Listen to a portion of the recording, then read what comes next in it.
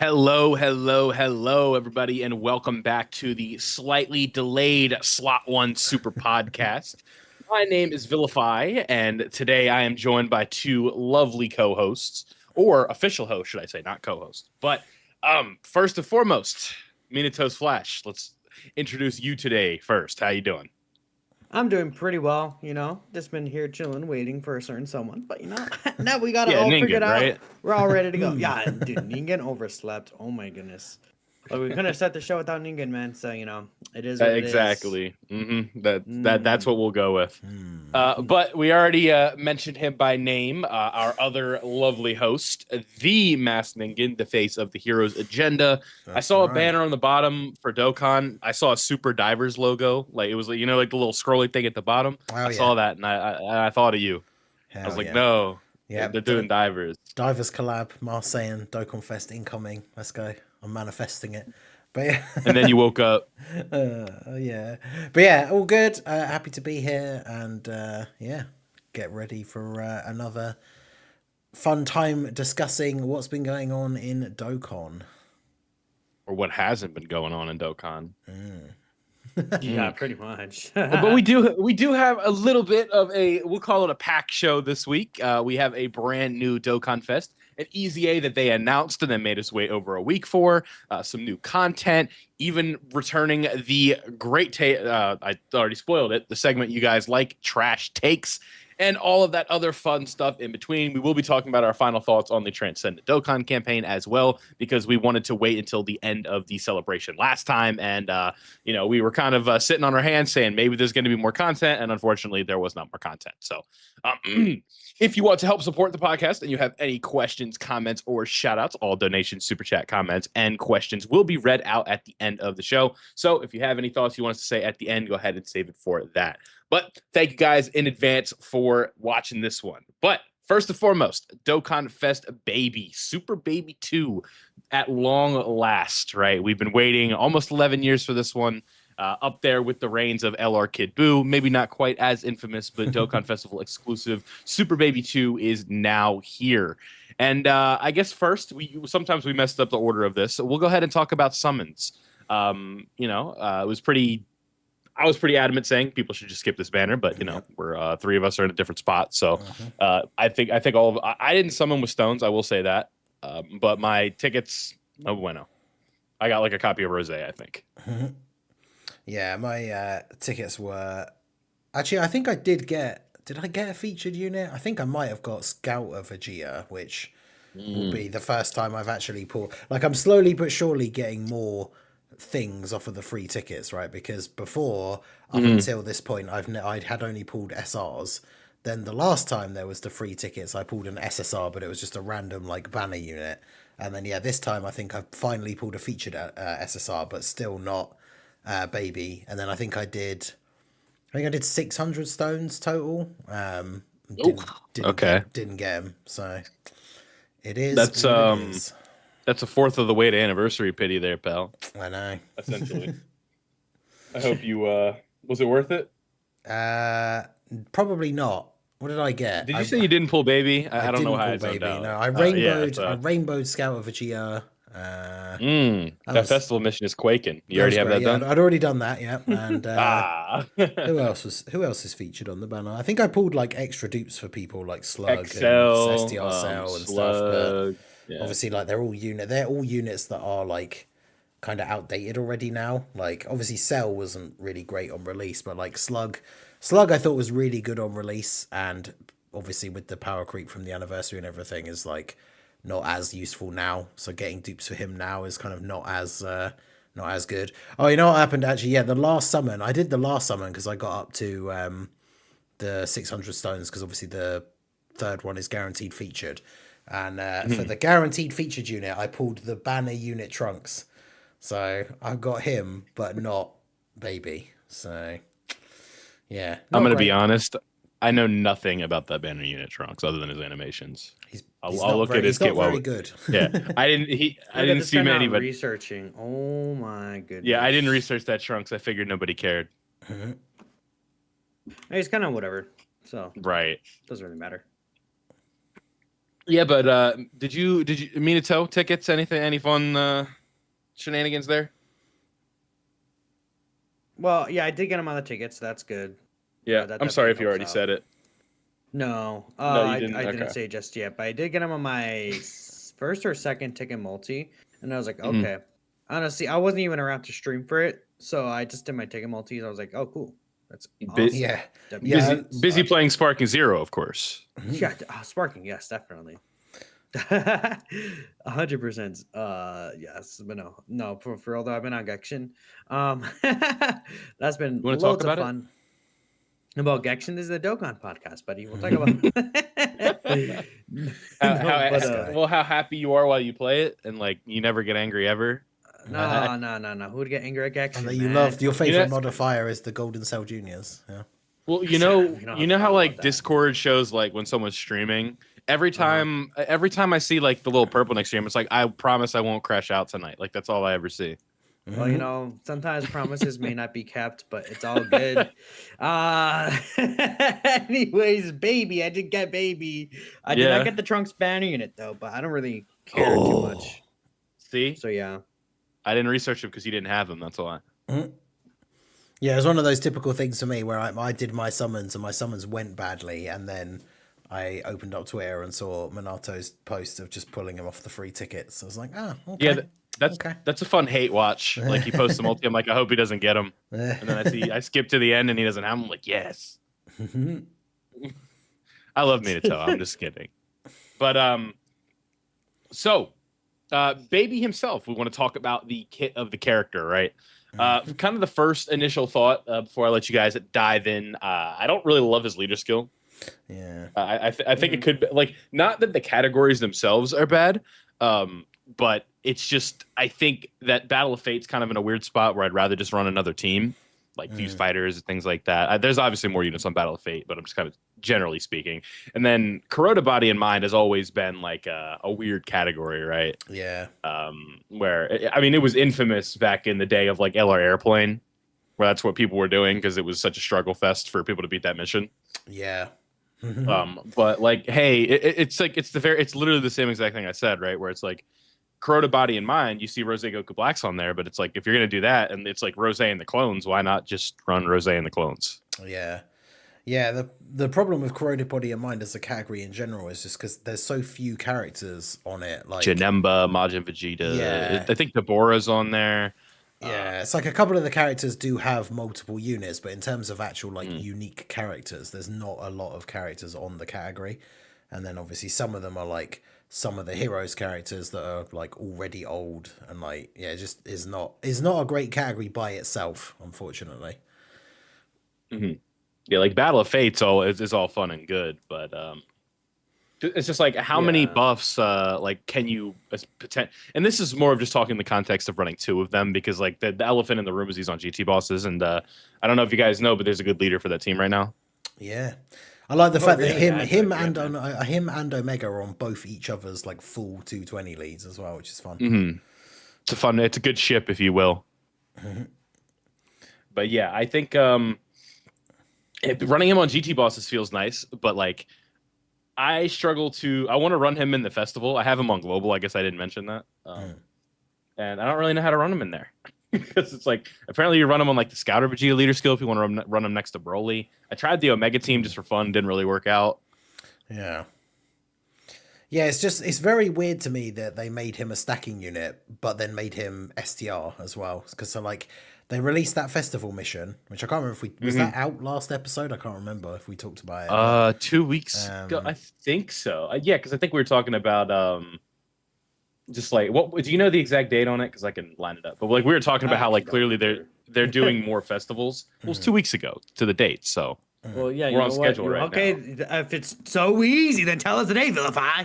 Well, Good. I don't know the day. Actually, no, yeah, because I'm pretty Exactly, sure. I don't know the day on the top of my head. I'm It's pretty the- sure It was September 12th, so it was out. Yeah, I'm sure. I was Well, going to that's say, I'm 3 pretty weeks sure the mission was out because I Liar. think I started a run like towards the end of the podcast to then try and finish it on my like stream the next morning. Yeah. But yeah, so they released a mission for it to beat it with extreme characters of 3 different typings, and then the next unit they release after that is an extreme unit that is a stacker that isn't one of those 3 typings. That seems like a really odd decision to me. I very much We really assumed... needed more STR characters. yeah, because You know what that means, though? It just means that Extreme STR mission is coming. Inevitably. Surely, yeah. I mean, Because what they could. the ones for Superclass we are missing. So the Superclass mission, just to refresh you guys, is in STR physical. And then the Extreme, I'm sure we know from, actually doing the mission recently, is AGL Tech Int. So that leaves STR and physical for Extreme, and then Tech and AGL for Superclass. But that's going to be really hard. Tech and AGL, I couldn't imagine there's good units for that one. There's not 2 fuses that were designed for it or anything. Yeah, the 2 units that everybody used to beat the event when it first came out. Still now. I mean, it's not. Yeah. You still run Tech Vegito almost every run. I mean, I ran them on the team as for doing the Extreme mission. So. Right. So, I mean, I'm kind of talking that one out, but eventually maybe they try and mix it up. It's they do you have to do I'm just waiting for the mono Extreme mission, because that feels inevitable. And to me, category missions also feel inevitable. Man, mono Extreme would be a nightmare right now. I'm actually working on a run right now. It's not as bad as it sounds. Okay. Because there's a version of the hit team you can do for that. Maybe not all I always types. Forget that could be the problem. I forget about in hit a lot because I don't have them. I'm sorry. When I hear hit, I think of Gakshin hit, bro. I'm cooked. This guy. So I think what they're gonna do is they're gonna do a Dokkan Festival Cell Junior. Gold one.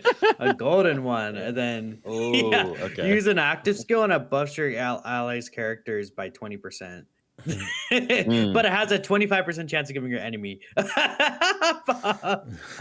Okay. So one thing I think that is interesting with this Super Baby 2 is we at long last have the tweet about the active skill in the giant form. That is something that had been floating around the community for a long time. Will this be the anniversary mechanic and all that fun stuff? Turned out to be the tag. But we have it now, right? Baby has an active skill whilst in his giant form, which is pretty cool. I don't really know. I haven't used Baby's giant form yet, just kind of the content I've been using him in. I'm trying to use him in the festival, and I'm do I want to waste this and, take the charges and all that fun stuff? But it's a cool mechanic. I think that's, there's a lot of things you could do in the future with that. If they, for whatever reason, do another orange Piccolo with the giant form again, you could have something with that. Maybe the active skill is... I don't really know how this would work. Imagine they managed to fit the special beast cannon in there. Yeah, that'd be as awesome. an active skill for Orange Piccolo. That could be cool, but I don't really know how that would work because the animation would just be him getting folded, because that's what triggers the special beast cannon, right? I guess that'd be more of a revival. I don't know, revive, exchange Orange Piccolo into Beast Gohan. I feel that would make people mad because they want to be Beast Gohan. Yeah, his Not sure. The giant form is interesting because it's funny because obviously when you see the details of the card when it came out, it's the giant form active skill thing has it says temporarily raise attack by 1,700%, and you think wow, that's a big number, but then it's oh, except of course because the apes don't have links or particularly good stats, so their attack is quite low to start with, which is why it's such a high percentage. Obviously, because I didn't pull him, I've only been able to use the private server one to test him out. So seeing him at Rainbow full level 10 links, and even then, it maybe hits for 30 million if it crits or something. So it's not a lot of damage, but obviously, I think it's one of those things. Yeah, someone in the chat saying 9 million attack stat for 90% for the giant ape. But obviously, when it comes to the great ape thing, especially now, characters that actually have it as an active skill rather than it being a random transformation, it's just so useful for these different events, the shorter events, for being able to cancel out the enemy abilities and stuff like that. I mean, we could say that in theory, but I've never gone Baby's great ape in a short fight. It just doesn't happen. Turn 5. Okay, good luck. I mean, I guess it depends. I guess it depends what you consider a short fight, because I still think 5 turns is quite short. But the Gohan fight, you're dead. I mean, okay. The thing is that if we think about him on GG bosses, which of these fights last until turn 5? Realistically, that the boss is not already dead. You could maybe sometimes see Baby, but when I'm using Omega's team. Like if you're using Baby's team that's dog poo poo, then yes. I almost said a bad word. But like if you're using Omega's team, which is I feel like even though he has Kurotobani and Mind Support, it's like Omega's team feels like his intended team to run. I just don't really ever get to a point where Baby, like I've used Baby, even my 55% Baby, just like turn 5 just like doesn't happen in Goku Black Zamasu, Super Saiyan 4 Gogeta, Gohan, Goten, and Trunks, especially because the super class enemies are taking so much extra damage too, and Omega has type advantage against Rose. Like realistically, I don't know. I just never have experienced it. There just isn't a fight for me right now that I think exists where you could truly take advantage of Baby's grade 8 form, and that's one of the issues with them. But I just wanted to give my little 2 cents on that. Yeah, I guess because I suppose it's one of those things because I've like just tried him out because I've been trying to test out different versions of his team. I've been trying him in events that are maybe not as difficult but are slightly longer. Like I really like using that Shadow Dragon boss rush like stage because it's slightly longer and obviously the bosses at the end do still hit fairly hard, but it goes on for like a decent number of turns so you can actually get to see people do stuff. But yeah, I guess that is a good point because like on a better team, you're not going to get to turn 5 on those events, which I suppose realistically are the most relevant, like the actual toughest end game fights. I'm not really sure about Broly. I know like he's obviously, hasn't come out as like the new hardest fight in the game. Can be quite tough. Obviously that's one of the stages that we will talk about. But obviously Baby has type disadvantage against him and he disables dodge at the end. So it's obviously not an event that Baby is designed to be particularly good for. So I haven't tried him out in that one. So because I feel you could probably get to turn 5 in that, which then cancelling out Broly's like double super in the last phase is probably pretty helpful. But yeah, like that's all I said. Like the giant ape still has that useful utility, and it's not really about the damage it does or anything like that. But yeah, I guess it's a case of whether you get to see it or not is the. I would also keep in mind, just something random I want to point out when it comes to the Gohan, Goten, and Trunks fight. The grade ape stuff does not cancel the supers since they're scripted a certain way. Yeah. So that fight is not applicable. Just to point that out for anyone watching. Yeah, it's this because it's the scripted one specifically, isn't it? So is it like Goten and Trunks? Because I think is it both? Because I think you can still cancel out Gohan's, but I think theirs are like. I know one of them can't be scripted. I forgot at the top of my head. Yeah, let me have a look. But just be careful. Baby does have a scouter, doesn't he? Yeah, he has a scouter if you have full extreme class rotation, which is quite useful. Although, what are your thoughts on that? Because I've had a few people, like, in the comments when I sort of did the breakdown for him, I was saying that, the scouter ability is quite useful, but there's, like, one person in particular commented on, like, both my Baby videos. That's, like... They're pissed. Apparently, the, like, scouter is not useful in the current meta, apparently, because basically all of the difficult fights have scripted super attack locations, which... I don't think that's necessarily the case, but yeah, honestly, Gohan. I could kind of see the argument. Isn't scripted, but just always supers in slot 1 anyway. But you can cancel out his one. Well, yeah, I see. I definitely see the argument because, like, again, the Hyper Saiyan fight is scripted. The Super Saiyan 4 Gogeta fight is scripted. Beyond that, I mean, in terms of Baby Scouter, you could really get use from it in the Goku Black Zamasu fight because that one is not scripted and that is the hardest fight. And they can so that's super why I anywhere. still do like his kind of the Scouter in turn 3. It could be very useful. But yeah, I also hate Super Baby 1. I think Super Baby 1's doo-doo poo-poo. He's just like absolutely useless. He does nothing for you. He's just kind of sitting there. You gotta pray he dodges, doesn't do damage. He's okay defensively. No support on GT bosses. I don't know what his existence is supposed to be, but it's meaningless. Super Baby 2 is where this guy's meaningless. It's funny you bring that up because I remember just like on the initial like recording like the initial reaction to it. I look at his pass. I'm like, what is that? There's 8 lines of dialogue here or text. Like, where's everything else? Like it's when he's Super Baby 1, there's like nothing. Yeah, it's a weird design. There's a few things about his design that I think are quite weird. Like obviously we said about him being a stacker and being STR, which just seems like an odd choice after releasing that mission. And yeah, the Super Baby 1 is kind of just like he almost serves no point of like he just exists to be there for one turn so that you then transform into Super Baby 2. And if this was during the GDC, for example, or at least we'd had the same sort of stuff as the GDC. So if we had like the LR Super Baby 2, like Golden Grey Ape brackets, like with his temporary buff, and we had like the Easy A for the Int one, even though you can't use him anywhere, then it would make sense that they designed him like this, because then they don't have the same name, but then he just transforms on the next turn, and then it doesn't matter that they've got the same name because they link together anyway, except they released him when there isn't really a meta relevant Super Baby 2 like in the game currently, so it wouldn't have mattered if he was just Super Baby 2 straight away. Now obviously like having the transformation animation and stuff is cool. Like I like the Super Baby 1 form, like the way it looks and everything. I think it's cool that we have Super Baby 1 that transforms into 2, but it just feels like they didn't really put much effort into Super Baby 1, and he's just there to be there for one turn, and then he transforms. Just to piss you off. That's yeah, and if you haven't got the right team build, then obviously he'd be Super Baby 1 for 2 turns, and then it's even worse. Because yeah, like when I did the initial like taking a look at his team, because I was using the server, so I had Trunks on the team as well, and obviously he's Rainbow as well.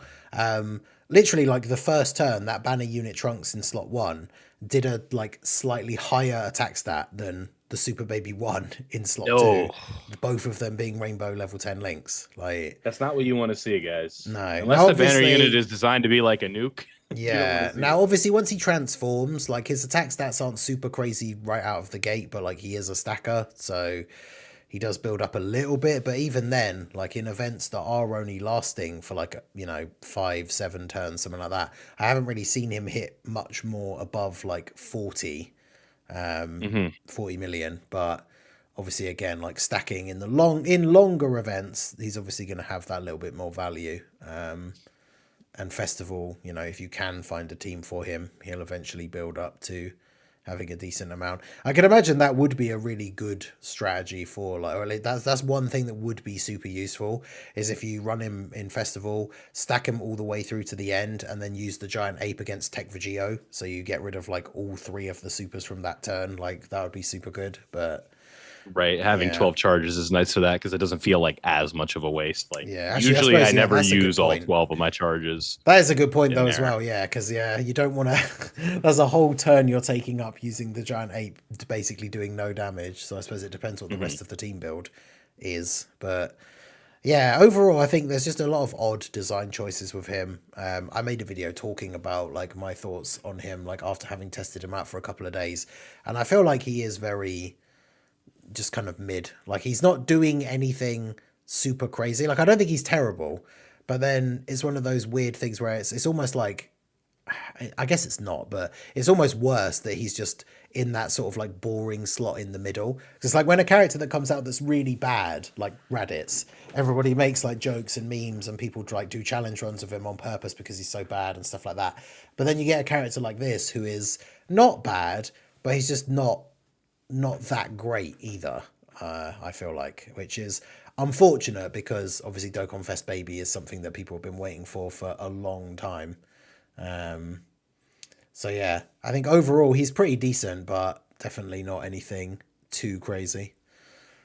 Maybe the word you're looking for is he is in purgatory.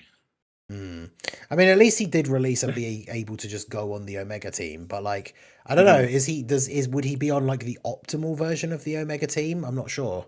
Maybe for events where like the Scouter would be really useful, but yeah. I mean, if we talk about like in terms of like the Omega team itself, like if I'm building the best team for it, I probably wouldn't use Baby. I would like put like LR Golden Frieza, for example, over Baby, or Golden Frieza plus Gogeta. Because like, okay, we think about Omega's team, we have Omega, we run Rose. I would say Golden Frieza Gogeta, LR Ajo Golden Frieza, that's 4 slots already, and then there's probably Texan Shenron is 5. Then STR Omega is still really good. Yeah, and the thing about Baby is doesn't even want like a. Let me double check his passive real quick here. He can still be pretty viable. He does want full with just extreme yeah. But yeah, you're right. But I think there's just a one or two extra characters I would probably rather use in that final spot, like maybe S tier or Mega. Yeah. Like for his debuff. It depends on the fight. Baby could still be a really good option to slide in there though, that's for sure. It just really depends on, what I'm looking for in terms of like the last section. But yeah, no, I think overall, still a good addition. If we're talking about just GT bosses, though, then yeah, I would definitely like. Actually, I say probably, but I would definitely slide him in there. You could also run Infapu. I probably would rather run Infapu. But yeah, I mean, Infapu. He is Infat Boo is inevitable. It's just, you know what I mean. He's like Walter White. Yeah. He's Not that I'm saying, Thanos. I should clarify. Not that I'm saying Infapu's better than me because he's not. It's more so like, okay, if we're looking for a last Lonza team, I would probably run Infapu in the short content right now, just as a last little option. Yeah, because the team already has a lot of characters that can fill Baby's role to an extent, right? Yeah. Yeah, you're spitting for sure. Something I wanted to circle back. I just couldn't, fit it in. Pause. The Shadow Dragon boss rush. I would agree that fight is good because it's like a longer fight. But it has too much locking for my liking for like just trying to test things. The thing is, it's great for testing slot 2 units because there's the one phase that locks, but the thing that is annoying about it, if you're trying to test like slot 1 units, is that so many of the bosses in that event super in slot 1 and then like stun or seal with their super attacks. So it's like the perfect stage for testing out Baby because he is a slot 2 unit. But right, yeah.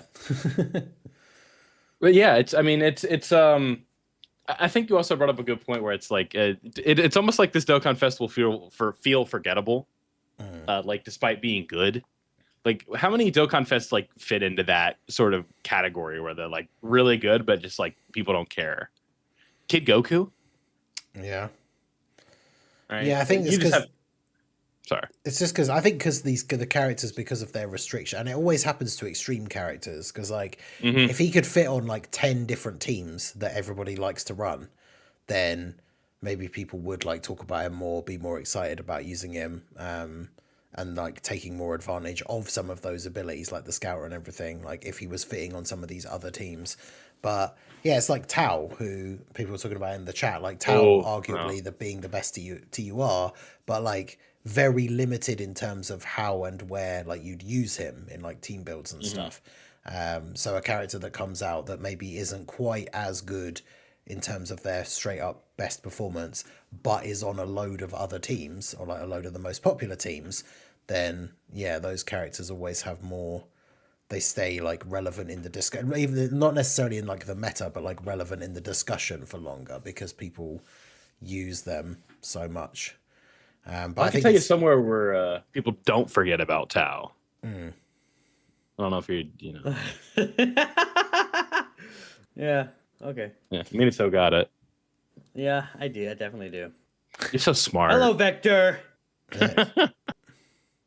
Yeah, but it's on Twitter, dude.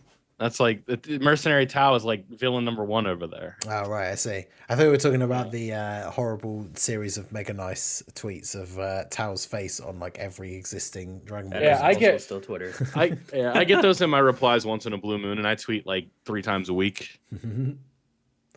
So it's all in a good fun. Yeah. Super Baby 2 is here, but something else. Unfortunately, we don't have details on Super 17, right?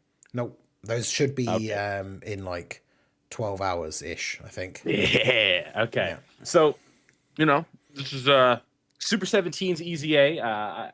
Are we calling it like a pivotal EZA? Like it's super important? I think for is he even on Baby's team? Yeah, he's on Baby's full leader skill. This is on Battle of Fate. All right, good. Yeah. All right. Yeah. Okay. Just making sure. Okay. So for Baby's team, that's going to be important.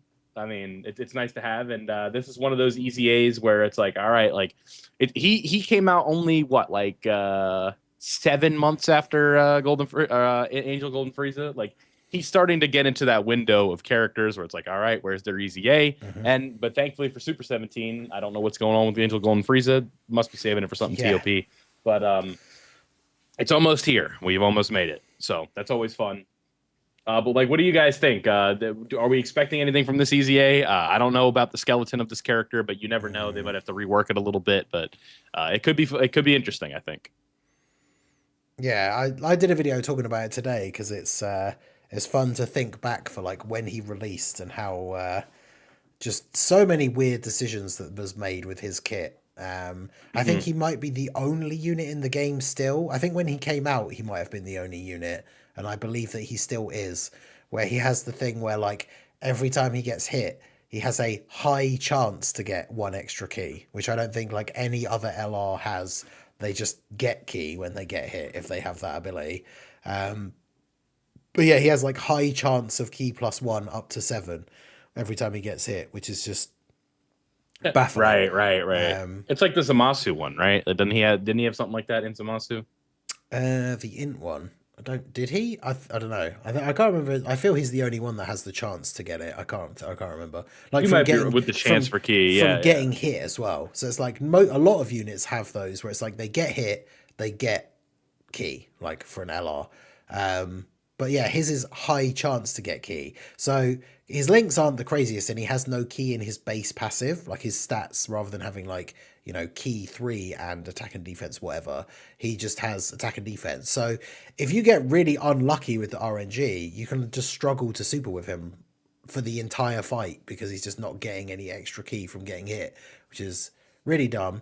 And then of course he had that weird ability where when he takes a hit, on the next turn, he then has 17% extra attack and damage reduction, which is bizarre because then it only lasts for that one turn. And then when he comes back around again, it's run out again. So he needs to get hit to activate it for the next time. It's just loads of weird stuff in his kit. Also, he released like right before they introduced super attack nullifications into the game, which like is like a key thing about like Super 17's character. So I think it literally like a month after he came out was the Tanabata where Gogeta and Janemba came out, and they both have super attack nullifications. Like Janemba, like it's literally the line in Janemba's passive is literally high chance to nullify Key Blast supers, and it's like, why does Super 17 not have this? So he came out like a month before. So yeah, there's the skeleton of his kit is very weird, but he definitely needs quite a lot of work in order to be good. They also did that thing where they just threw the number 17 onto all of his things all the time. So like the 17% extra attack and like damage reduction, which like in the current meta, unless they were giving him insane base defense and like guard or something, like 17% damage reduction isn't really doing anything. Especially with how hard some of these bosses are hitting now. So yeah, I think he needs to like I talked about it a little bit in the video I made, but like maybe just build up, like rather than him getting hit and then he gets like a little buff on the next turn, maybe it should just be for like every hit he takes, he gets an extra 17% like attack and damage reduction that then lasts for a certain number of turns or something. Because I feel like they will stick to the spirit because they like to do that with certain characters. Like with Gohan's always having like 58 in their passive and stuff like that. So I feel like they're probably going to keep a bunch of 17s in his passive somewhere. So I feel like the only way that really works like is for it to be some sort of like build up type thing. Plus I think he doesn't really, I actually forgot to check when I was looking at it earlier. I don't think he has like any sort of defense on super or anything. So there's a lot of work that needs to go into him in order for him to be good, I fear. You never know though. Sometimes they just cook hard. Maybe it's like multiple procs of 17%, kind of like what we saw with Gold to Frieza in 17, where it's like for every attack they get 17% damage reduction. So essentially on that first turn they're immortal with their baseline 50% on that first appearance, and then if they're doing 5 normal attacks, that's 85% DR right there. So it's like but I don't think he has that amount of built-in additionals to the point where that could work. Yeah, I don't think he has any built-in additional at all. So 17% damage reduction per rainbow key sphere obtained, and they're a rainbow warp changer. So at maximum, they could have 85, and you're more than likely going to be seeing like 51, 34, right? Yeah, that'd be interesting. I know how to do a little bit of math. No big deal. But yeah, I think that could be interesting. I don't know. This is one of those EZAs where I'm kind of going in with low expectations, and I hope to be pleasantly surprised. Yeah. This isn't like a big needle mover though. You know, this isn't on the level of like physical G4 or something like that. Like if this EZA sucks, oh well. Like it sucks. What can you do? But it is like, interesting. The bottom line for 2025 isn't like relying on this EZA. Yeah. It's interesting because there have been some characters like Ginyu and stuff. I've seen people saying like characters that were really, really good on release. Some of them have had like questionable EZAs. So like this guy, because he was so bad on release, hopefully they're just going to give him a crazy good EZA. But that's what I want for Raditz. Like I'm unironically rooting for that EZA to be like the best character in the game. Yeah, I want him to be the best EZA TUR just to make up for how absolutely terrible he was on release. Final blow attack plus 6,000. But yeah, but you keep the key +1 in there too. Keep that. But yeah, the other weird thing though is like Super 17 is the EZA, which I didn't necessarily expect for part 1 because he's on Baby's full leader skill, and I think he's on Omega's full leader skill. So just like Baby, he's a unit that could be good on Omega's team as well. But for Baby's team, obviously Super Baby 2, I think we mentioned it briefly when we were talking about his kit. He gets extra damage reduction and crit chance if you have a full corroded body and mind rotation. But Super 17 isn't on corroded body and mind. So if he ends up being like, if he gets a really good EZA, and so then he's going to be a really good option for like a slot 1 unit on Baby's team, it then means that that Baby that's on the rotation with him can't get his like damage reduction because you've now given us a really good slot 1 tank for his team that isn't corroded body and mind. So I think that was another oversight with Baby's passive, is it's giving him corroded body and mind and Battle of Fate, but then making that extra part of his passive, which like even with stacking defense, 30% damage reduction is going to be very relevant for some of these fights, to give him that little bit of extra defensive capability. So I don't see why they couldn't have made that like corroded body and mind or Battle of Fate, considering that's his leader skill. So like it's difficult to get that on Omega's team unless you're running the Rosés and stuff with him. So yeah, I think that's odd. I was very much hoping that they were going to do the EZA for Int Martian Vegeta, because he is a corroded body and mind character. He's on the full leader skill for Baby because he's on final trump card, and he needs a Trunks on the team in order to get his intro animation, and Baby's banner unit is the Tuffle possessed Trunks, so it would have worked perfectly, but unfortunately not. But yeah, it is what it is. Super 17 EZA, hopefully we should get the details tonight. I'm looking forward to it, obviously, because I remember as someone who's a fan of Super 17, when the tech one was announced, that was a day where like I woke up and I was tagged by loads of people that was like, there's an LR Super 17 coming out, and then we saw his details and I was like, oh. Yeah. But yeah. So new EZA, new Dokkan Fest. Next up, content or lack thereof, whatever you guys want to call it. The final stages of the Red Zone, right? We kind of briefly talked about it a little bit, but Red Zone Broly, more specifically, was back to rear his ugly head. But unfortunately, this time, in my opinion, he was not even close to his predecessor. That fight did not have the same feel at all, and it really did come down to no AoE super. That was really what made that fight, I think, so fun. Not fun, but like hell, if you will. But then there's also sort of an interesting take on difficult content, and that was the cataclysmic clash, or whatever it was called, the giant form event, essentially, right? And I thought that was a pretty interesting thing. The missions were a little bit of a pain, at least in my opinion. I managed to get them done, thankfully, but it's sort of an interesting take on difficult content where it's like, yeah, we want you to waste charges, so use giant form characters, right? Yeah, it's interesting because it's like the giant form versions are hitting so much harder than the base versions, and I think all of them in the giant form, they also get extra attack when they get hit. So yeah, it's kind of like, I mean, it sort of tells you in the description of the event, but it's like the idea is that they want you to, when the enemy transforms into a giant form, like you transform into a giant form, and then yeah, you like run down the charges while not being able to take damage, and then the enemy transforms back, and then you can kind of like finish them off as normal. Yeah, I thought there was an interesting, like, I kind of like it as like when we talk about end game content, we've talked about this before with other different kinds of events. I like it sometimes when they bring out these events that are a little bit different and you use slightly different teams, and they're not crazy hard. They don't have to be like, the new hardest event in the game. They're just something a little bit different. And obviously with the missions, like the first phase, using an actual giant form team, it's just like using a bunch of characters that I probably haven't used on a team in forever.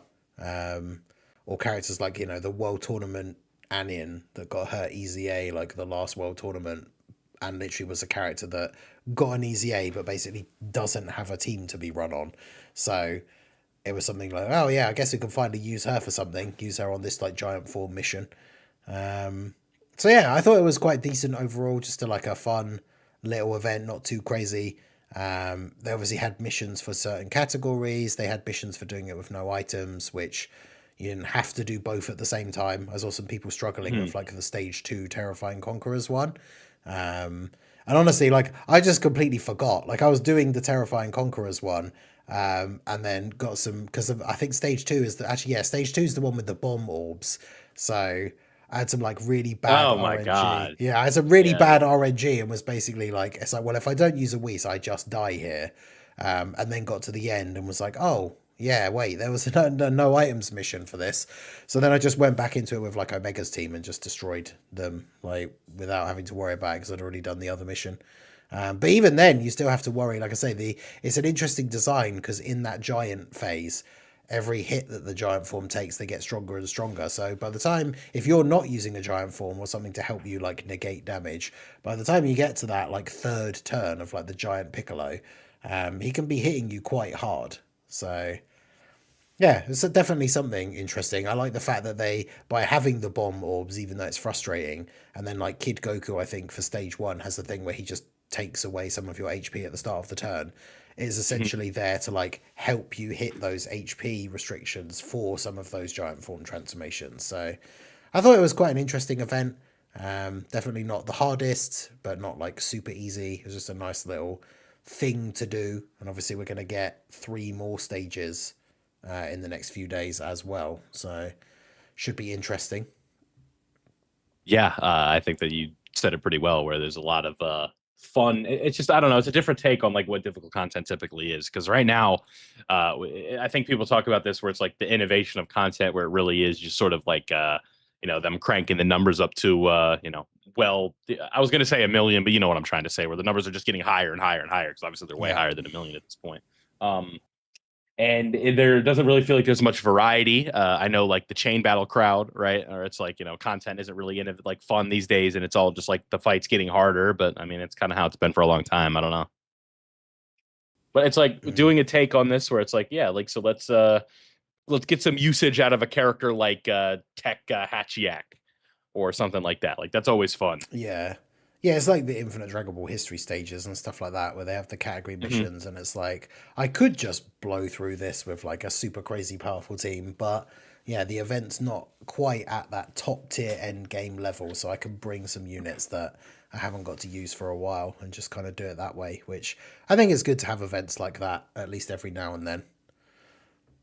Yeah, I would agree. I mean, so any thoughts on the cataclysmic clash, or the hell they're calling it? The what? What did you say? It's cataclysmic something. I know that for sure. I haven't played it. I just didn't care for it. It didn't look interesting to me. I mean, I've also just not been able to do a lot of things in relation to Dokkan recently. So I've been using the characters playing, and stuff. fighters. Yeah, I've been playing lots of Kakarot. The RPG. Yes. Gotta make sure we know that. I got that, bro. Come on, man. You got to stay awake over there.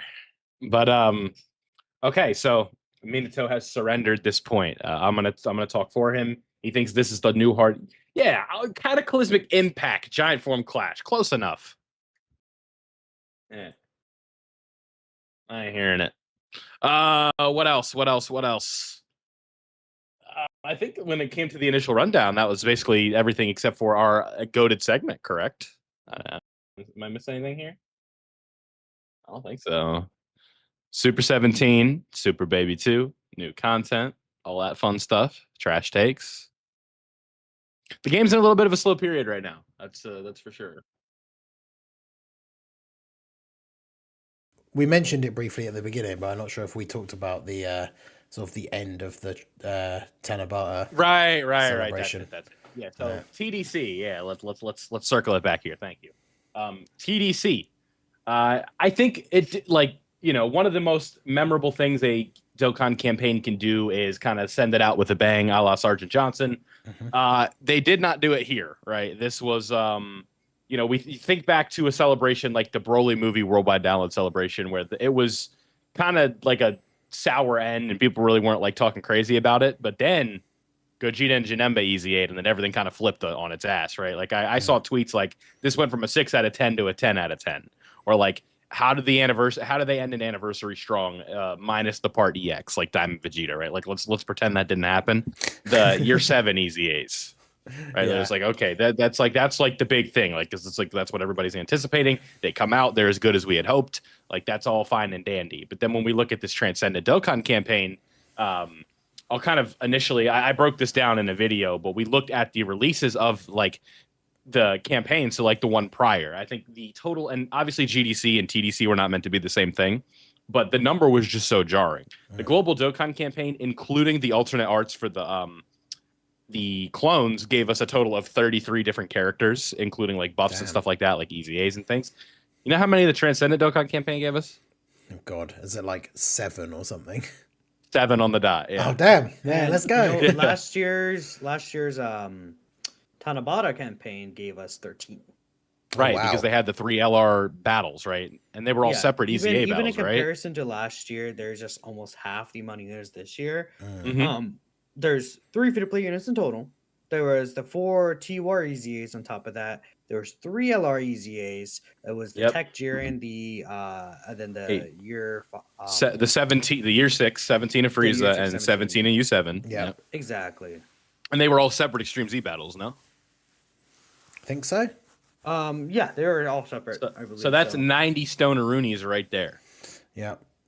And then when we look at this in specific, one Extreme Z battle for Golden Frieza, a Super Easy A, which in quality of the unit is nice, but in terms of Dragon Stones, it's 2 thumbs down, right?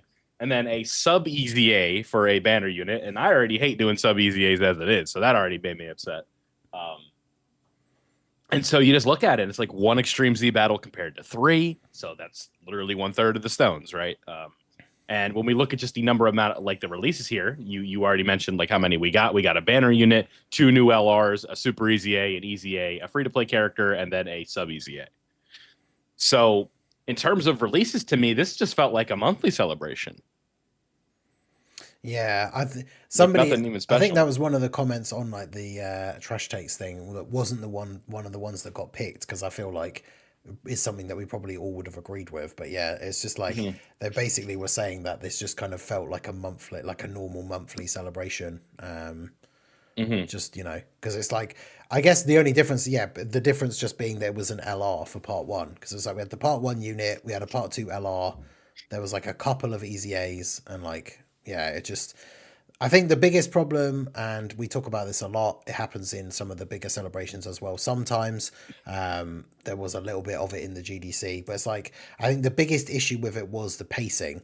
And even coming up to this like baby celebration, like before baby dropped, and that's obviously the big thing, like you were saying, with like hoping that they would sort of go out with a bang, and then like, everyone on Twitter like hoping desperately, like even Truth saying, oh, we'll see an Easy A get announced in like the next day or so or something, and then just nothing. And so I feel like at least twice, I think one of them might be this week though, so I might be getting the weeks confused, but at least twice towards the end of the Transcendent Dokkan campaign, there was like some stuff came out and then nothing else happened for like 7 days. Like it was a whole nother week until something else came out.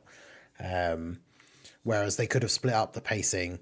Instead of releasing like they always do, they drop the character, like they drop like Broly for part 2 or something, and then they drop like 3 different events all on the same day as Broly, and then don't drop anything for like a week. Whereas I feel like this stuff could be spread out a little bit more. I mean, the only thing we did have was they did release that event with the I forget what it's called now, the Predatory Planet thing, where it's like the surviving on planet Live or Vulcan. die, live or die. Yeah, and it's like a new stage every day, and it's like that's cool, except that like the event was very easy. So Well, it's like, so the thing with that, just don't think of it as challenge content. Just think of it as free daily stones. yeah, Like, that's kind of how I rationalized it, where it's like, you're getting a little 3 extra stones per day, not the end of the world. But I could definitely understand where it's like, this looks like it's in the challenge tab, right? So like, you put yourself in that position when you say that. If you want it to be like just daily free stones, put it in the growth tab, put it in the story tab, right?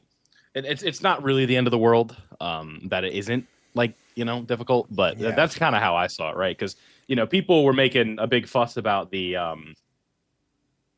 like the Infinite Dragon Ball history and the Dragon Ball, like what is it? The Dokkan event boss rush during GDC, but it was like the weekly stones. It was like 42 stones just for playing. Now I will say there is the kind of the argument on that side is like, I'd rather kind of like work for it a little bit and like kind of like do some engaging content. But like, if you're just solely looking at it from a Dragonstone perspective, it's the same thing. Or just like go play 5 events, or what is it? Go play 30 events, go consume stamina, and you get 42 stones, right? Yeah. Which is more than IDBH, by the way.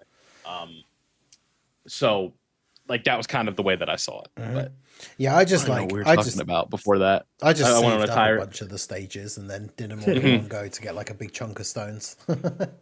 I went on a tangent. I don't even know where this came from. Like, It's just because we were talking mine. about pacing of like the end, and Right. it's like at Yeah. least that thing Talk was about like pacing, a huh? extra stage to do every day, but it was That's just been Omatsu's MO since like the dawn of like I wasn't doing content at this time, but 2020, the Vegito and Buhan celebration, like that was literally like what people were complaining about. Whereas like part 1 content was literally just the banners.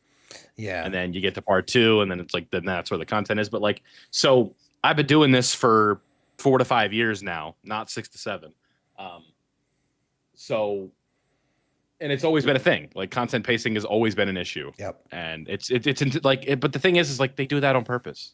Like they don't want to give you stones on the banner night. Like that's all by design. yeah, It's, exactly. And there's It sucks, and I'm not defending Dokkan for that. I don't twist my words. It's just how they do things. Yeah, and there's been the odd few instances. Like I think the anniversary had very good pacing, with the way they were sort of releasing things it felt like every few days there was at least something, whether it was like an EZA or a new stage of something. So it's kind of almost like one of those unfortunate things where they did that and it was really good, and then they didn't repeat it like the next time because the GDC had some of those like dead spots for like a week as well. But it is one of those things, like you said, like not to like defend Dokkan for some of those decisions, but it does go back to, as we've discussed many times before, that like it is a mobile game. There's a lot of people that play this that just play like 30 minutes a day maybe, so they don't need like a new red zone coming out every every couple of days like for a new stage of something, with all the stuff that drops on the same day as the banner. For some people that gives them enough content to do for a week, depending on how often they actually play. But obviously, of course, for people like us, people that create content, people that watch our videos, people that would be watching a Dokkan podcast, like a lot of people, if you're playing it a decent amount during the day, then it is very easy to just get all of the stuff done like on day 1 when they drop a banner and like 2 new events, and then it's like, okay, now what? Which I think it's always going to be the case to a certain extent, because obviously they're not going to release content every day, but sometimes the pacing is worse, especially as we get into this. Is as well one of the things for global players now with the sync, experiencing like this period of the year is always quite quiet anyway, like on the JP side, and this is kind of, we're now in that same scheduling with the Transcendent Dokkan campaign kind of being dropped in its new spot. But yeah, this is generally like a fairly quiet period for the game, like anyway. So, but yeah, disappointing that we didn't get like a big EZA or something at the end. I was very much expecting, because we got the LR Golden Frieza EZA, and he was obviously there part 2 LR. I was very much expecting the in ROF Blues to EZA, because we got a lot of movie bosses EZAs during the TDC, when obviously Gogeta and Frieza's leader skills like movie bosses and movie heroes. So I was kind of hoping that we would at least see that, but unfortunately not. So it was quite a quiet and disappointing ending to the celebration overall, I think. Yeah, just a tough spot, right? Or there's just like, yeah, I don't know. Tanabata in history has been pretty good, and it's disappointing that it kind of went like this year. But this is the new schedule, right? This is the new normal in terms of the way things are going to go. So hopefully, this doesn't set the tone for next year's. Maybe they'll see the feedback and be like, okay, we dropped the ball here, and how can we do better next time? As you should do in life, right? Well, you never know. Maybe Omatsu's stuck in his ways. Like 2 LRs and a sub EZA for a big celebration. It's like, oh boy, woohoo. Yeah. I sure am stoked. Yeah, because it's like, as far as I know, from what I can remember, from what we've got available in the news, it's like the Super 17 EZA and the new stages for that giant event come out on, is it Tuesday? And then I think that's it for the week as well. So, unless I'm mistaken, I can't remember. But yeah, it's definitely in that quiet period again, unfortunately. Yeah, it's yeah, hopefully it's going to be weird this year because like, global players especially, like this would be like the schedule where it's like it's brutal, right? Where you go from anniversary to worldwide download celebration, and then after that you transition like almost right into Tanabata right after that.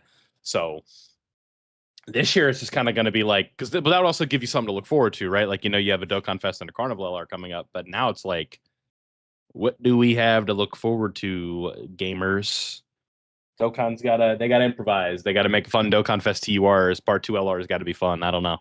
Yeah, exactly. Like, it'd be interesting to see what the Part 2 LR is going to be for Baby, because in this time slot we've had, like, I think it was last year was the Scout of Vegeta and then the Piccolo and Gohan.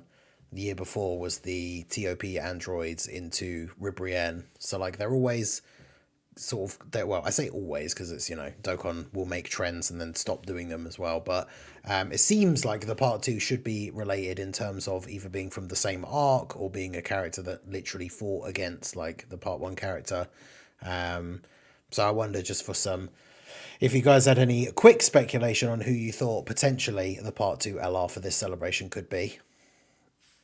Better be on Kurtabody, man. Oh, man, I don't know. I feel like I wouldn't be surprised if it's a GT boss character again somehow, but I can't really guess, man. I think there's many. I mean, there's Oob. Yeah, I think guessing. Oob is the one that I've seen, I think, the most people just guessing because it's the most like related, I guess, to like from the Baby arc fighting Baby that isn't just like a Super Saiyan 4 Goku, right? Yeah, exactly. I'm trying to think of what else. I mean, it could be just some other villain as well. Yeah. I mean, that's the thing, like Phil was saying, like a corroded body and mind character would be good.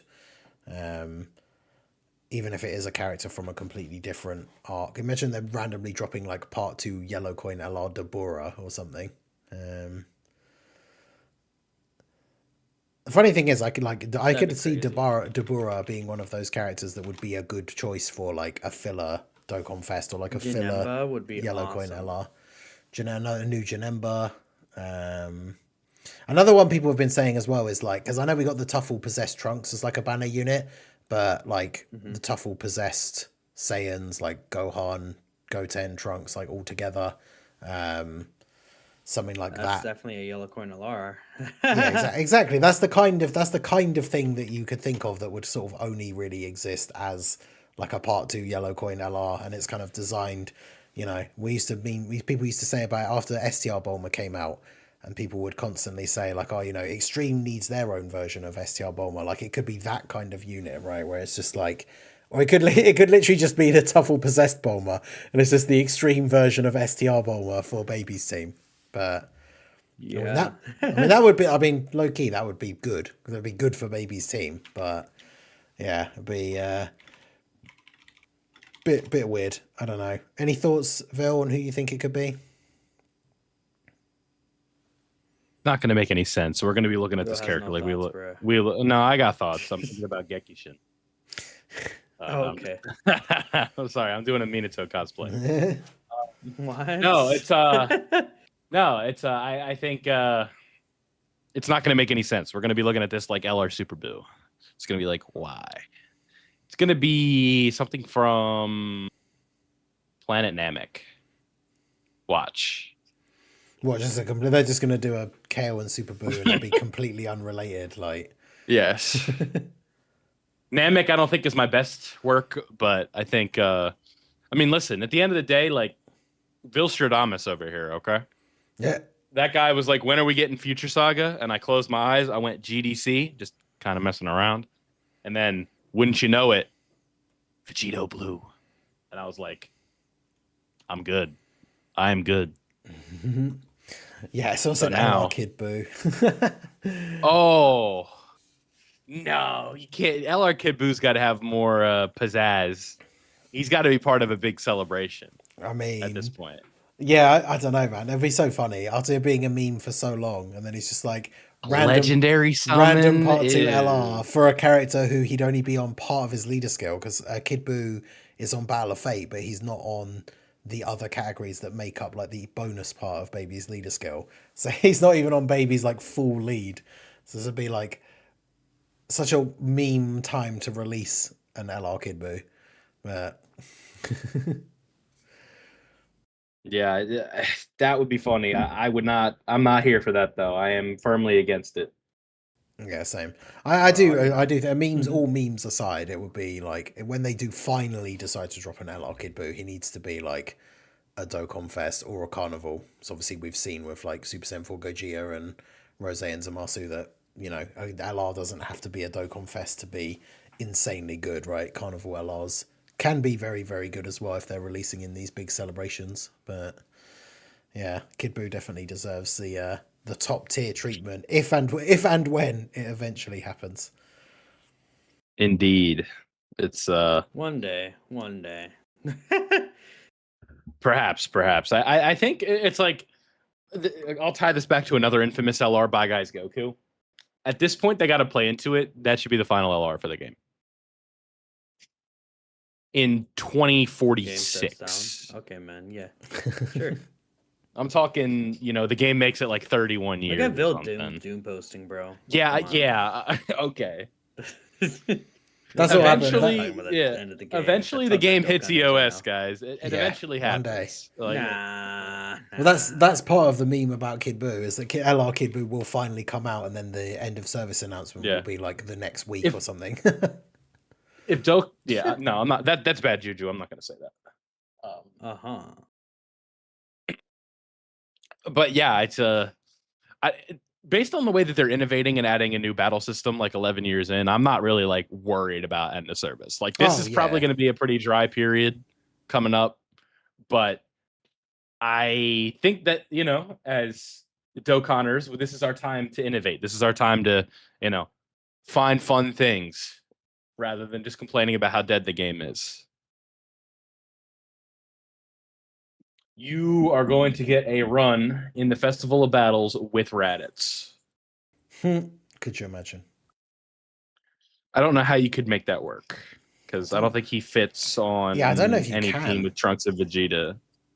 No, you would just put him on the Broly team. You can clear Broly with Cyberman or with Broly.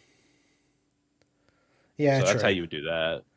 Yeah, you just keep him in slot. Like you just keep like people were doing with him when he came out because he had Pure Saiyan, so you could make a good team with him, and then you just hide him and like keep him in slot 3 all the time. Right. Because yeah, the only thing I guess because the the character. Broly strategy is so good. Because otherwise, like when you get to Vegito and he's attacking in like all 3 slots, Raditz just get blown up immediately. But I guess yeah, with the Broly strategy, it's probably the best way, if the only way, maybe. Anything is possible with Tech Broly around, and that's why we love Tech Broly. Unless you're playing like any content that isn't a Festival of Battles. But Yeah. yeah, you know. It is what it is. So Yep. I think that's everything for the major points that we wanted to cover. Are you guys ready to talk about a trash take? Oh, Bring back our favorite segment, the one that we are known for. That's when you think Mass Ningen, you think trash takes on the Slot Super podcast. That's Slot crazy, 1 man. Super. I know. No, So- you just think of trash takes. Damn. Oof. This guy. We should, yeah, exactly. We're gonna. This is a collaborative channel now, and we're all just gonna rebrand it Trash Takes. Yep. That's how This is iconic true. it is. That all the kids in school are talking about the Trash Take segments. Teachers are sick of it. Yeah. So this week we have something here. The one in the chat before I read something wrong from Cadonius is the one that we're doing, right? Yep. Okay. So this one comes from Z Fighter Cadonius at Cadonius Z. I am afraid for Dokkan's future after year 10. They added all of these special things throughout the year, like the special Dokkan Day missions for free tickets for new and upcoming banners.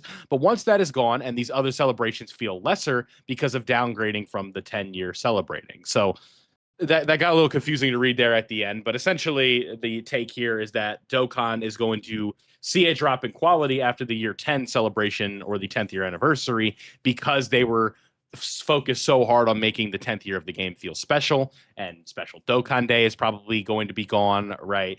The Parunga Wish is more than likely not going to be a part of the 11th anniversary. Don't want to make any guarantees. You never know. Maybe Omatsu will fold to peer pressure, but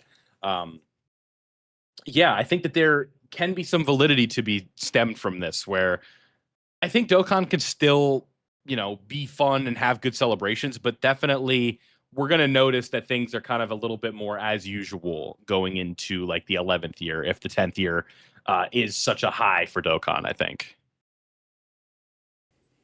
Yeah, exactly. I think it's one of those. I thought this was an interesting one to discuss because I think it's something that I have seen other people bringing up this point before. Because obviously, with things like Dokkan Day and stuff, with them telling us that this is a thing that is for the 10th year of the game, and things like the Dokkan Day. One of the big things about Dokkan Day, really, I guess the main thing, because things like the link level stage is cool, and like a bunch of extra missions and things like that. But obviously the main thing, I think for most people, is of course the fact that you get the tickets for summoning on the banner for, they usually time it so that these things come out in line with the new releases and you get these free summons. Even if, like, I know we had the odd one with Broly where it was like Dokkan Day was like 2 days later, so you had to wait like 2 days to get some free tickets for Broly. But it'll be interesting to see whether that's something that they would keep in the game, even if they do indeed take away like Dokkan Day after the when we go into the 11th year. Will there still be some sort of system for free summons on the new banners? Because I think that is the big thing. Like the 10th anniversary itself, probably the best celebration that we've had in the game so far, and so I guess ever since then, when the bar was set so high for it being the 10th anniversary, they've done all this cool stuff this year. They've done a bunch of different things. There's been some misses and stuff along the way as well. Obviously, there kind of always is. But they've done a lot of really interesting and a lot of cool things this year. But a lot of it has been coming with the sort of, I don't want to say caveat, but like just they've made it very clear that it's like we're doing this because it's like the 10th year of the game. So when we move into the 11th year and it goes back to like, is it just going to be like a business as usual year for Dokkan?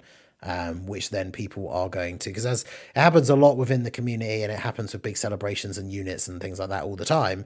So it's like, are people going to look back? We're going to be going through all of these celebrations during the 11th year, and people's main focus is going to be like, this wasn't as good as the version of the celebration during the 10th year, because the 10th year was giving out like a bunch of other bonus things as well. So I do think it is possible that people, especially if you started with like the 10th year, I could see people being potentially disappointed depending on what they do, right?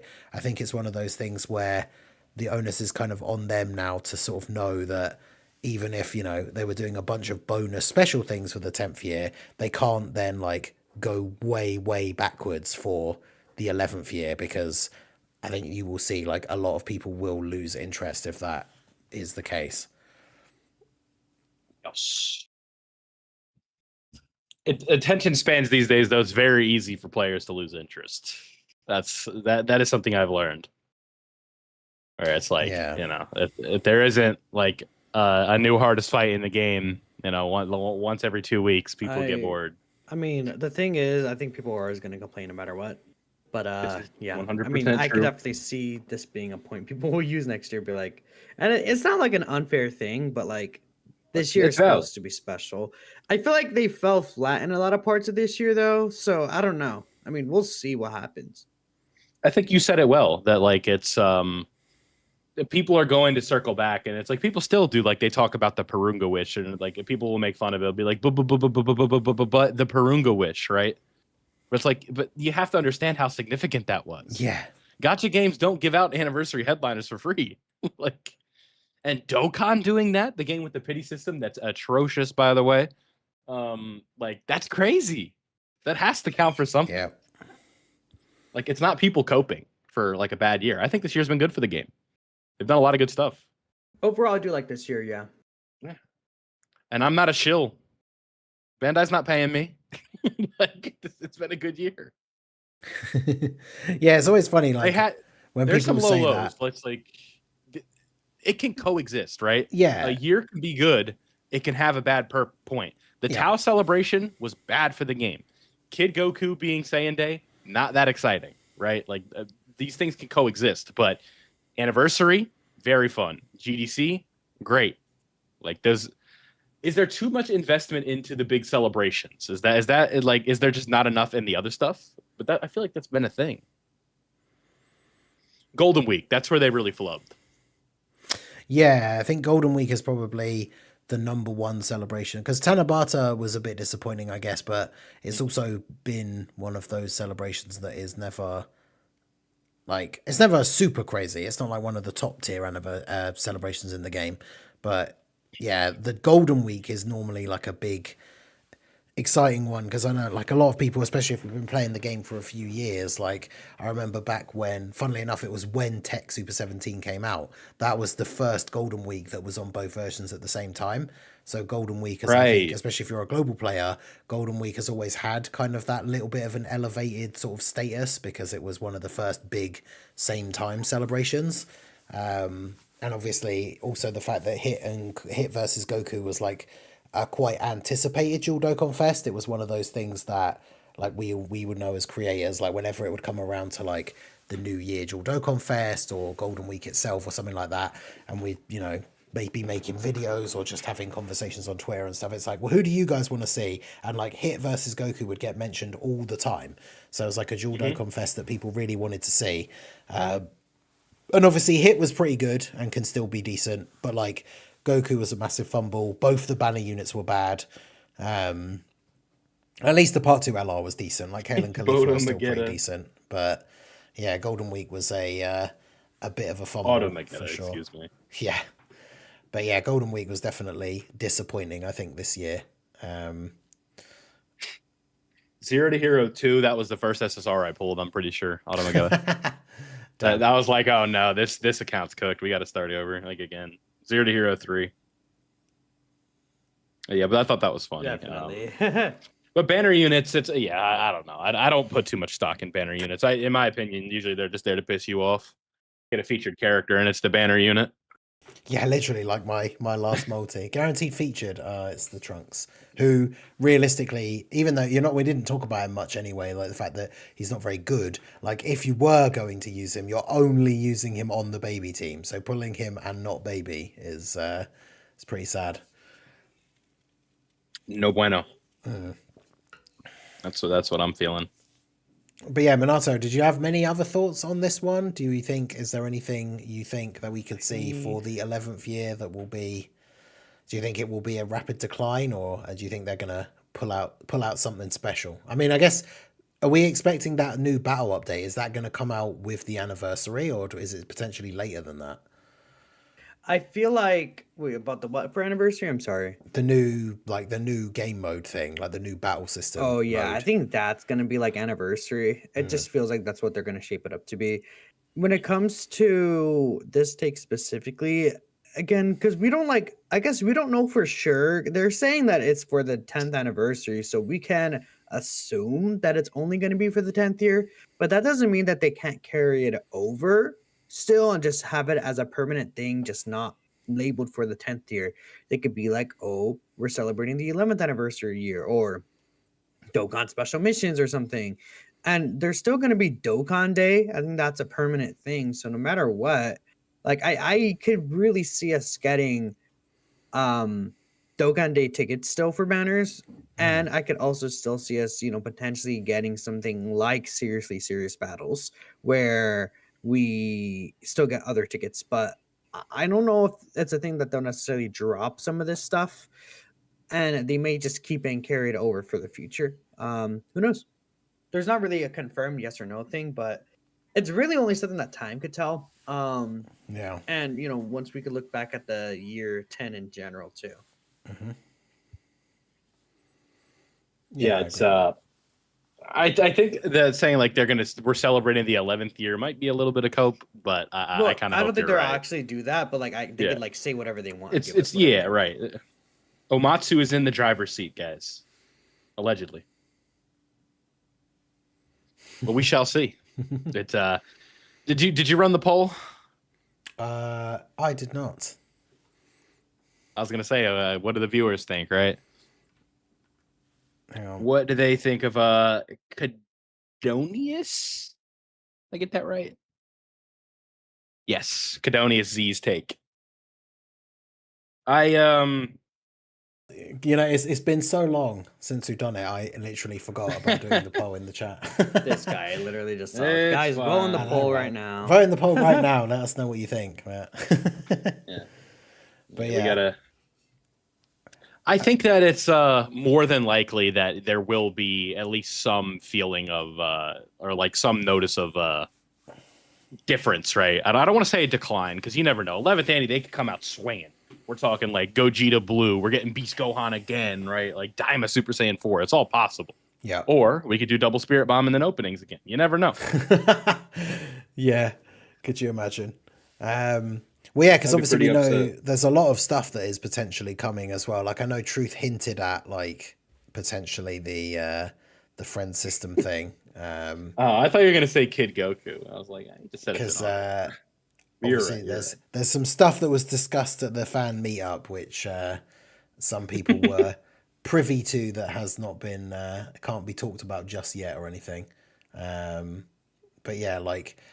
It's one of those things, as you said, with them releasing a whole new battle system even if it is just for one mode for now, like the amount of stuff they've been implementing this year, obviously the game is not going anywhere anytime soon. Like they're putting in tons of new things, new game modes, new entire like gameplay systems.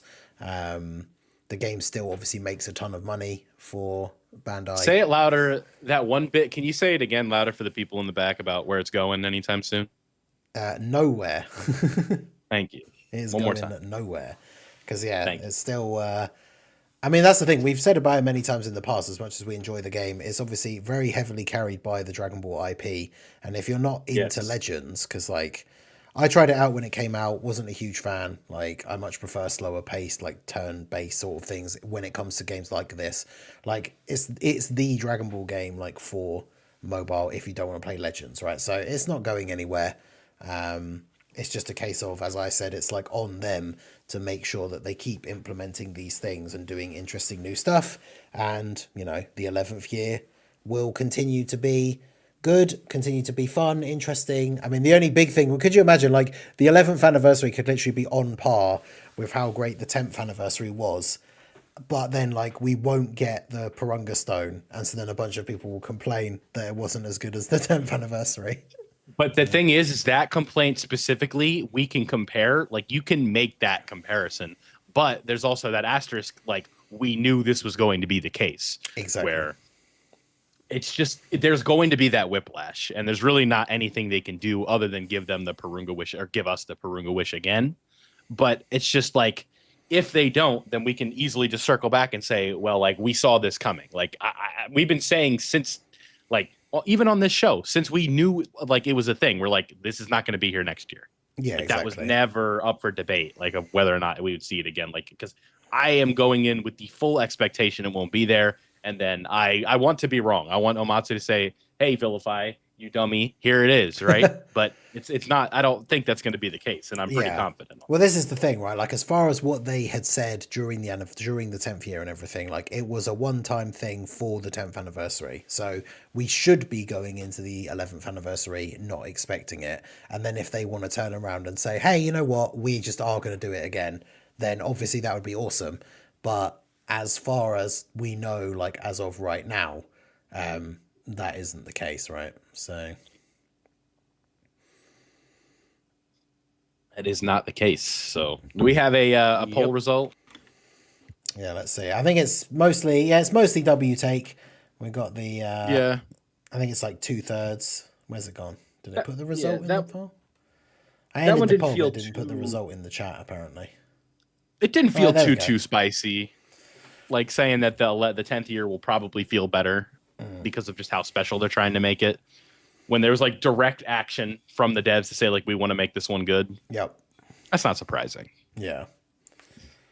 No, for sure. And like I say, it's just on them now to make sure that the 11th year is still good. Because even if we get to the 11th year, like we get to the end of the 11th year, and then we do like this really detailed 1-by-1 comparison, and like the 10th year was better, like if we then want to say that like the 10th year was better overall, I don't think that matters too much as long as the 11th year is still good, right? So with them keep implementing these new things, doing interesting stuff, like they still have the potential for the 11th year to be great for the game, even if it's not got all of the crazy stuff that the 10th year has, because it's going to have its own stuff, like this new game mode. Like the 10th anniversary didn't have a whole, or the 10th year of the game didn't have this whole new mode that plays a different way.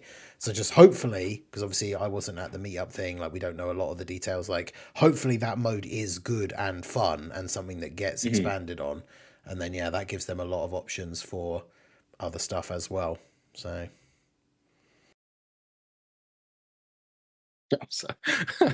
I'm sorry. I'm laughing at the YouTube studio.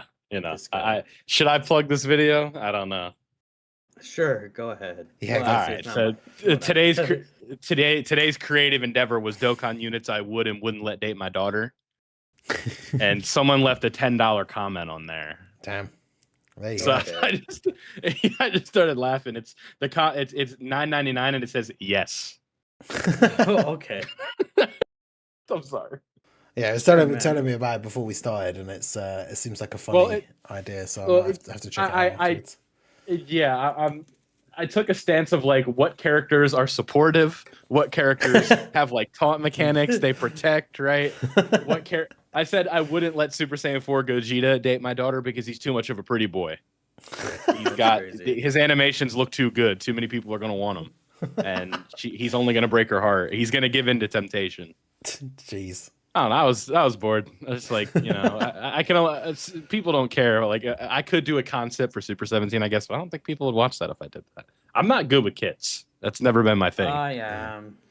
I'm a vibes guy, man. Minato is, if he doesn't say so himself. Maybe I'll just do a video. Gloats, but that could be a fun meme post where it's like a concept and it's just Minato talking. I don't even say a word. Like it's just a Minato video. I just upload that with his permission, of course, and I record it with him. And it's like, who's this guy? I would hope most people know who Minato is because I do collaborations with him once in a blue moon. Yeah, once in a while, we definitely do. when it's busy, like right now, it's just kind of like I guess like.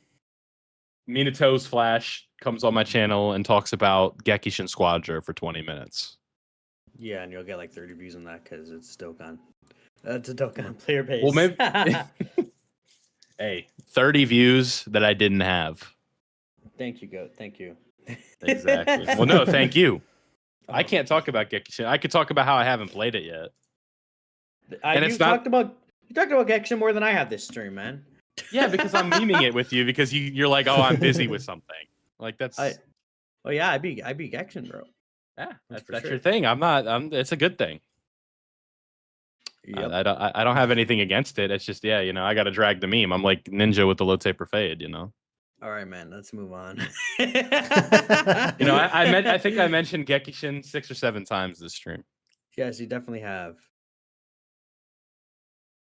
Okay. It's all good. I do love Gexen though. Yeah. I'm just giving him a hard time. Yeah. All right. So, this guy. Minion, are there any support reads that you have to take over for? You have to become the pseudo host, if you will. Yes, there are a couple for Ooh. today. So we'll go ahead and read these out. Thanks to everyone who was here live for the episode, of course. Thanks to everyone for coming out. And thanks to those of you guys who did support the episode for tonight. We have a $15 super chat from Weeb of Class. Why does Akatsuki skip over free-to-play awakenings or Easy A's that perfectly fit celebrations? In Pasta, when Tao released Golden Frieza and Super Saiyan Broly again, and seemingly the Possessed Hybrids and Super Baby 1. Yeah, there's a bunch of these free-to-play units that seemingly just get forgotten about, although they randomly during the Tanabata campaign remembered that like super old SR like Kid Vegeta and gave him an awakening. But then we've had yet another celebration that's themed around like the Broly movie, and the free-to-play Golden Frieza and Broly from that story event didn't get an Easy A. So what are your guys' thoughts on the free-to-play units being forgotten about? It's just sort of the cycle, right? Are we just saying during TDC? I blanked out there.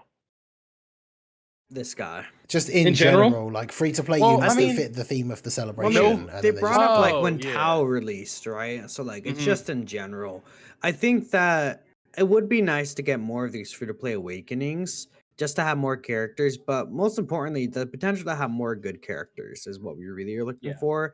So, I mean, the thing about free-to-play characters that's kind of very touchy is they could release us a ton more, but if they're not really impacting or doing anything kind of to at least help out team builds or anything, a lot of people kind of just don't care about them. So that's the only other thing, right? And they've also kind of found their sweet spot with free-to-play characters, in my opinion, where it's like, we're gonna force you to do the free-to-play characters to get your little tickets, right? Like the special big tickets for celebrations. Like that's how you got the 44 percenters, right? Where it was like you had to go do free-to-play Nova and stuff like that. And I think that's okay. Like I don't even think that's like a sinister thing or anything like that. Like I don't think that's malicious by any means, but it's like it's impactful for you to have it, but then it's also like a cherry on top when it's like a Nova Shenron situation where that is a damn good free-to-play unit. And it's like, you had the clones this year, and then you had to, thankfully for the clones, if you were lazy, you only had to do one for the tickets, but you really didn't want to like pass up on those characters. I think they were a little too good to just be like whatever. But yeah, like the free-to-play Kid Vegeta, I haven't used. I link leveled him, but I haven't used him once, like anywhere. Yeah, he's not very good. Yeah, the only time he's actually looked even remotely impressive for me was when I was link leveling him, and that's because he gets a load of buffs against multiple enemies, but which doesn't really help him in any of the actual content. Like, yeah, it's just a very weird choice. Them doing that Bardock event during the celebration and not the Broly story event for like the one that they revamped into a DB story. It's definitely a weird choice. But yeah, it's like free-to-play units. It's a shame when they do skip out on them because like Minato said, it's good to have extra options for the team. But obviously free-to-play have just very hit or miss. Like the GDC gave us really good free-to-play units. And then I can't remember who it was specifically, but like immediately after the GDC, I think like the next free-to-play unit that we got was not very good. And things like the World Tournament Easy A's and all that kind of stuff, like all these units that are free to play are just always very, very hit or miss. It's very rare that we get ones that are really good, but it's still a good idea for them to do them, especially for like newer players. Because if you're somebody who joined like just before the Tanabata camp or TDC, like, and then you pull Golden Frieza and Gogeta, you don't potentially, you're like, and I guess it depends whether you summon for Broly in part 2, but like you might not have the LR Golden Frieza to go on their team, so that physical free to play Golden Frieza getting an Easy A could then be an option for you for that team. Obviously not for like the hardest events in the game, but as a newer player you're still kind of working your way towards that stuff anyway. So yeah, I think it's definitely odd to me that we keep getting these celebrations where it feels like those characters should get their awakenings or get Easy A's or something, and then they don't. Because obviously he mentions at the end as well, this celebration with Baby, we've got those 3 hybrid possessed Saiyans that are like SSRs from the story event, and then there's like an AGL Super Baby 1 as well. So you would think for them releasing a Dokkan Fest baby that wants Corroded Body and Mind characters on his team, you would think this would be the perfect opportunity for them to awaken those characters and give them a bit of an update. But yeah, strangely not for some reason.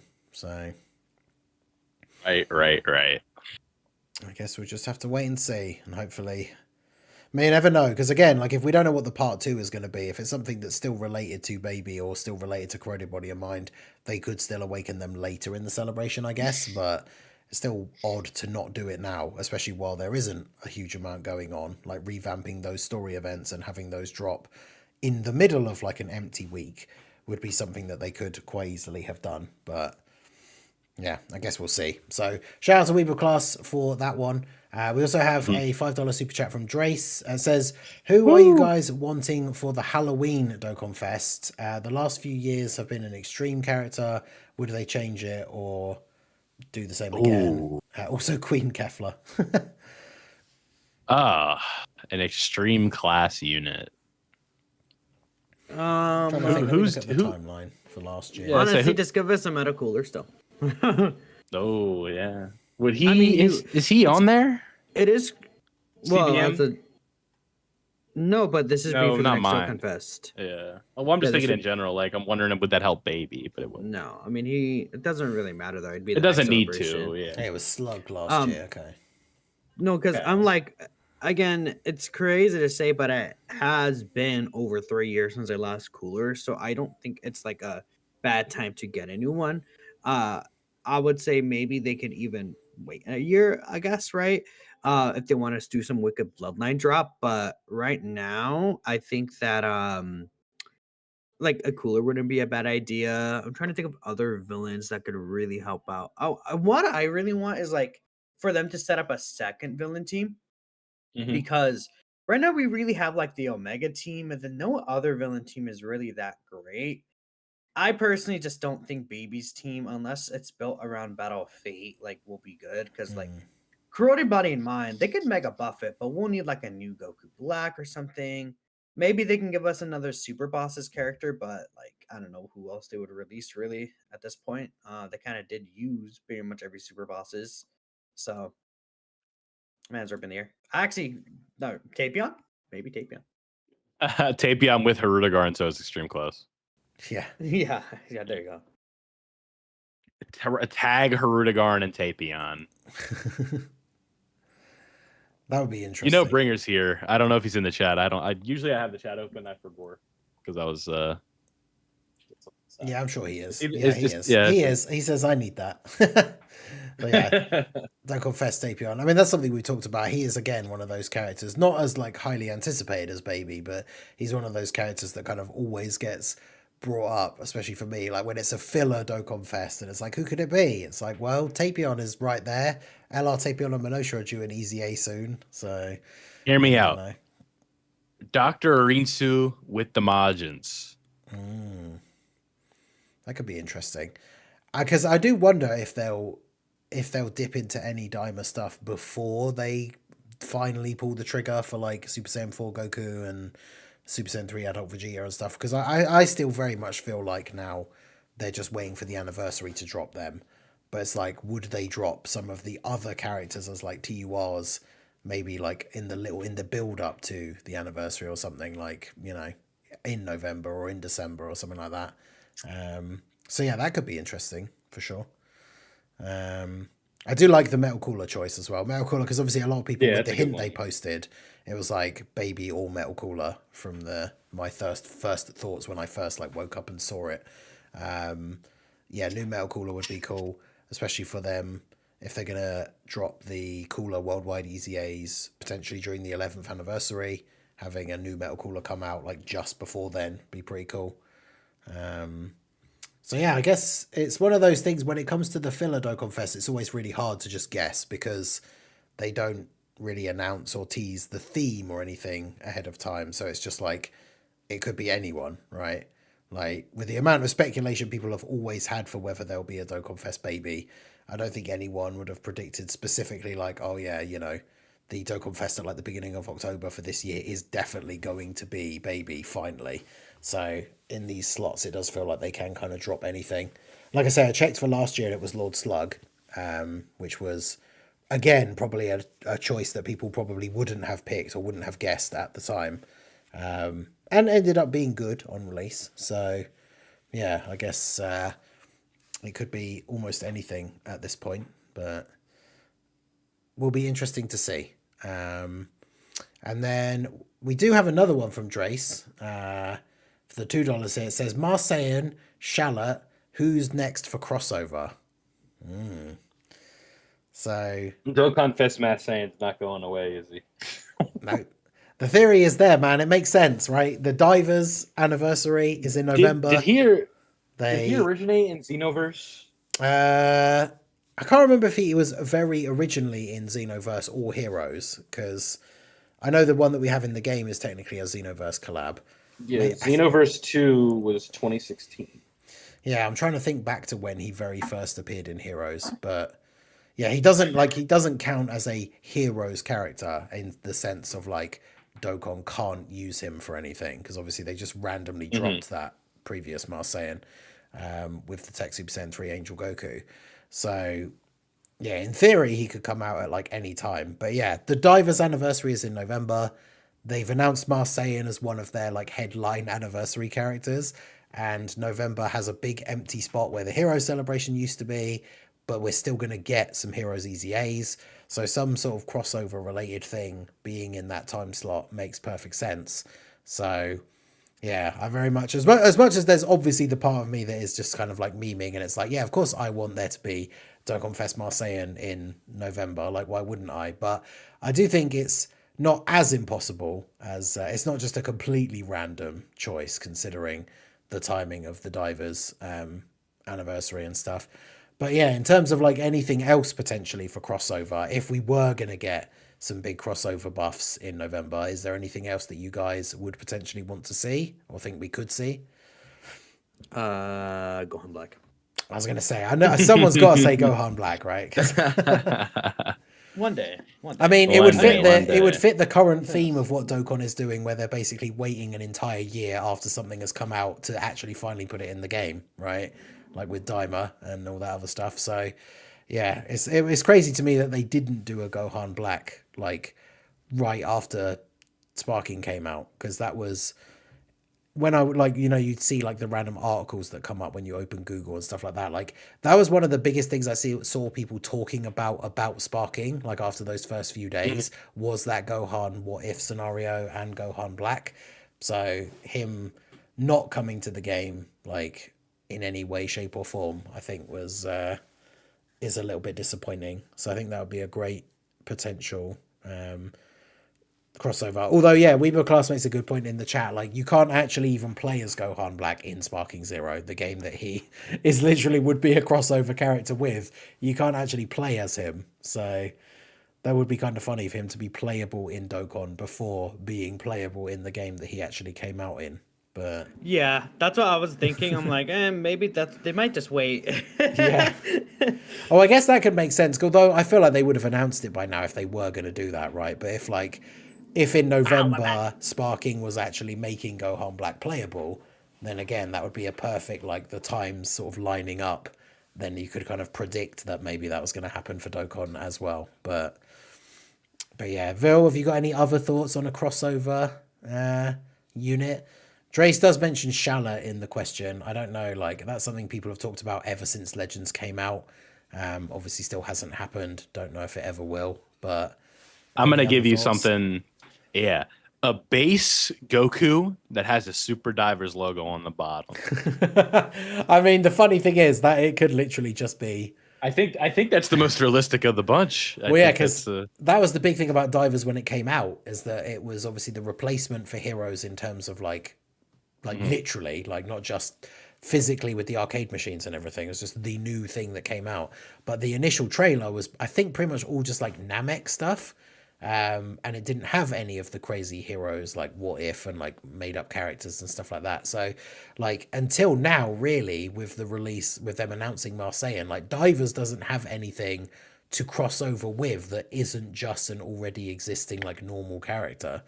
But that is funny because it would be kind of like, I know some people were disappointed, shout out to Prof, the fact that like the last Heroes headliner was just a Goku, not like a like a special like Xeno Goku or anything like that, because the Universe Tree one is the Goku from like the main timeline, whereas the Xeno one is like the Super Saiyan 4 one that's in the active skill animation. So it would be kind of funny if like the first Divers crossover was just a Goku as well. Do you think Charlotte will ever come to the game, either of you? Yeah, I could see it for sure. Like, just eventually, I think a lot of things will come to the game. Charlotte would be a good one. Yeah, Charlotte would be fun. I there was that little period a couple months ago that was kind of fun. What did it end up being? That was the when Tao came out. Charlotte would come, but Tao came out. Yeah, when Tao, oh my god, bro. Yeah, when Tao came out, it was a Japanese player posted a thing about the hint, saying that like something to do with like the sand and like the pole in the sand or something, was like Japanese for something that was similar to like Charlotte. I can't remember exactly what it was, but yeah, there was genuine I think it's because a lot of people just really didn't want it to be Tao as well. So like people were just hoping there was going to be Charlotte instead as like a random filler Dokkan Fest, which would have been cool. But yeah, then we got Mercenary Tao. Mercenary mother loving Tao. Oh. Yeah. But yeah, so that is it for the super chats and everything for this evening. So I appreciate you guys coming out, helping to support the show. I appreciate all you guys that are out for the live episode, all the people that listen on Spotify as well. Appreciate all you guys. But yeah, those are those for this week. All right, so I think we should debut something a little bit new to close the show out, right? Oh. You know, all three of us do our own content. Ningen, what do you have coming out later? Anything on the schedule here that you could talk about? Well, funnily enough, for me, no, because obviously for me, the podcast is in the evening. So the next thing for me will be I will be streaming tomorrow morning. Okay. I guess it's morning for me. So I will be live, hopefully, for when the Super 17 EZA details come out. So, but yeah, for me, that's like the early on Sunday morning stream, because it's now 10 p.m. for me. So my videos for the day are out already. I do have another spooky video going up on my second channel. So do check that out. The link's pinned in the chat. I've been doing, for the month of October, I'm doing a video every day on the second channel, playing a bunch of different like short horror games on Steam, and all that kind of stuff. So you can go check that out. The next one of those is out in like an hour, I think. But yeah, so for me, it's mostly Dokkan stuff. It'll be tomorrow with the Super 17 EZA news, hopefully. Miss Minato, what you got going on? I already posted my videos for today, but probably later in the evening I will be streaming Gekshin, and then I'm gonna make a guide for Gekshin, and then nice. we'll come up with something for Dokkan. All right, so tally that. Two mentions of Gekshin. I'm doing a Dokkan video and a Gekshin video every day. Yeah, makes sense. So yeah, I hope you guys enjoy it. All right, yeah, go check out Dokkan Units. I'd let date my daughter. That video could be fun. I put that one went live as this web episode was airing, so you can go ahead and check that out. All fun stuff. Other stuff TBD. Maybe we'll stream this week. Maybe we won't. Probably won't. But we'll see. So I think that's it from us over here at the Slot One Super Podcast. We appreciate everybody coming out to the live episode. And if you're watching this as a VOD, let us know what you think of the trash take, all of those fun things in the comment section below. But thank you guys for watching this episode, listening, whatever you do.